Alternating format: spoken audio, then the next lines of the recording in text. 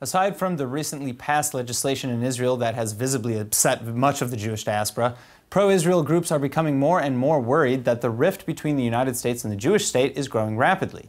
And the critics are now pointing primarily to recent congressional primaries where perceived anti-Israel candidates are advancing, more specifically Ilhan Omar, who once called Israel an apartheid regime and just won the Democratic nomination in the District of Minneapolis. Well, joining me now in the studio with more is Chair of the Democrats Abroad in Israel, Heather Stone, and via Skype, Abe Katsman, Chair of the Republicans Overseas in Israel. Thank you both very much for joining me. Thank you very much. Thank you. All right, so first of all, I'll start with you, Heather. Is it a fair assessment to say that the Democrats are adopting as a party a more distant position from Israel than the Republicans?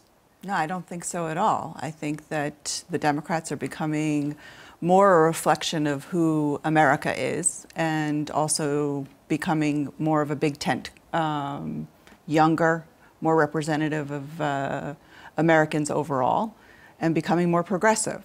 What that means is that there's going to be probably more Jews in the Congress coming up, and there, in fact, will be a few Muslims in the Congress. Of course. But that doesn't mean that it's going to necessarily be less in favor of Israel, and that there just may be more progressive policies for Americans overall. All right, Abe, how would you respond? I'm sorry, Heather, but I really think that you've got your head in the sand on this one. This is major stuff going on.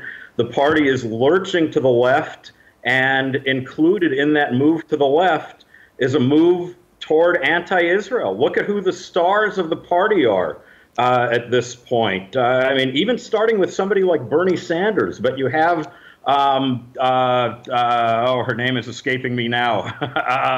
Alexandria Ocasio-Cortez. Well, anyway, the anti-Israel, even though she doesn't know what she's talking about when she opens her mouth. This is very similar to what is going on in the UK, where the Labour Party has not only made room for anti-Israel, anti-Zionism, and even, I would say, anti-Semitism, but has put out the welcome mat. And I think the same thing is happening with the Democrats. It's unfortunate. It's Abe, terrible.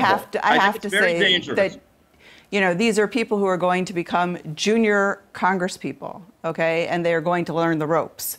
And they are having some star qualities because they've managed to have some upsets in some safe districts, like taking down Crowley in New York by Alexandria Ocasio-Cortez.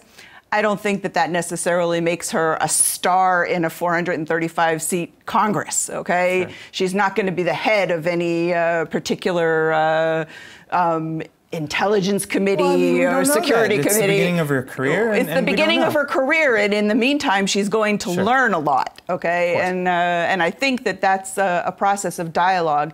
And even the JDCA, which is a spokesgroup for Jewish members of, Jewish Democratic members of Congress, has said that they want to engage in dialogue with Rashida Tlaib and with Ilhan Omar.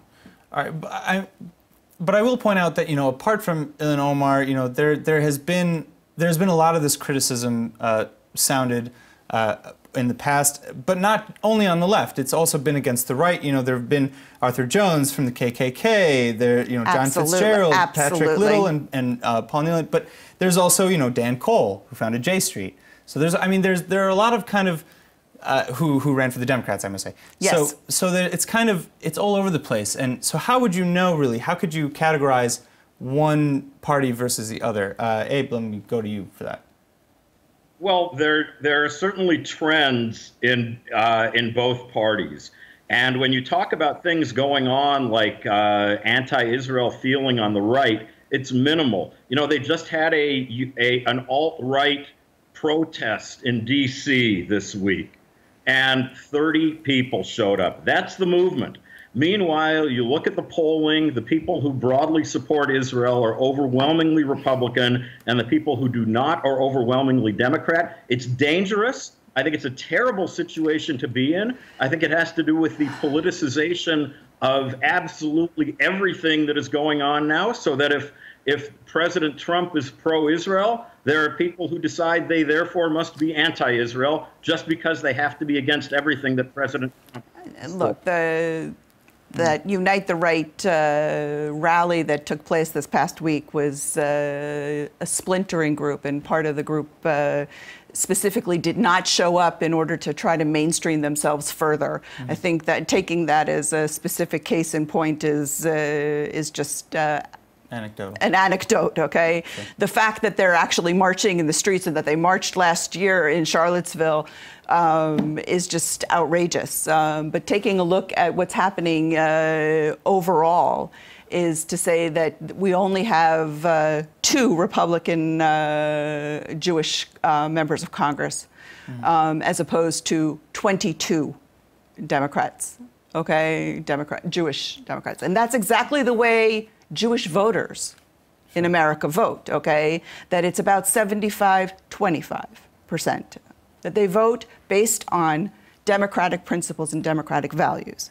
And those are the values on which we believe that the United States was built, and the things that brought us to the United States, and that we think that the United States should continue to strive towards in order to form a more perfect union.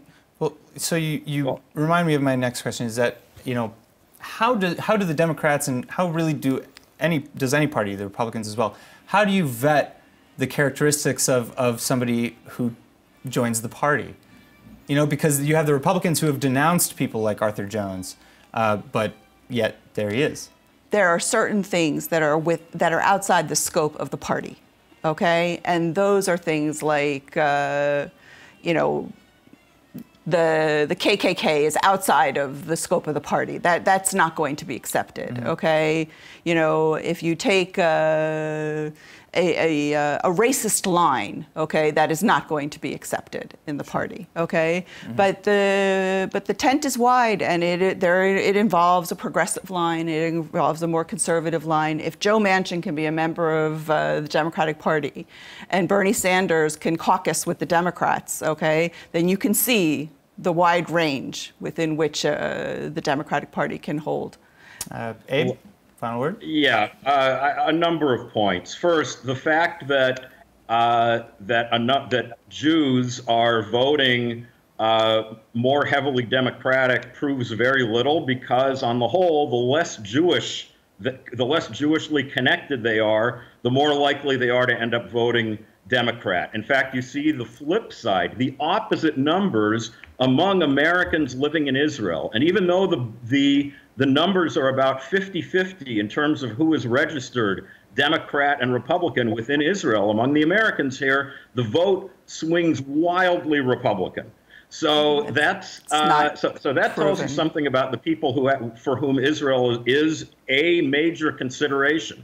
You look at what happened with the party platforms a couple of years ago. The Republican platform says support for Israel is support for America. The Democrats debated a condemnation, a plank in the platform condemning Israel and the occupation, and it was voted down 55-45, and to chants of free Palestine, and from the river to the sea, Palestine will be free. That would not happen among the Republicans. This is dangerous.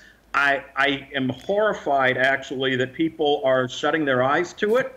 I think it's a very dangerous situation for Israel to become such a partisan issue. I would love to see the Democrats be as pro-Israel as the Republicans. There are reasons why it's being divided, but the division is extremely dangerous. It's not good for Israel. Democrats it's not good for America. Are strong supporters of Jews. Israel. Abe, Democrats are strong supporters of Israel.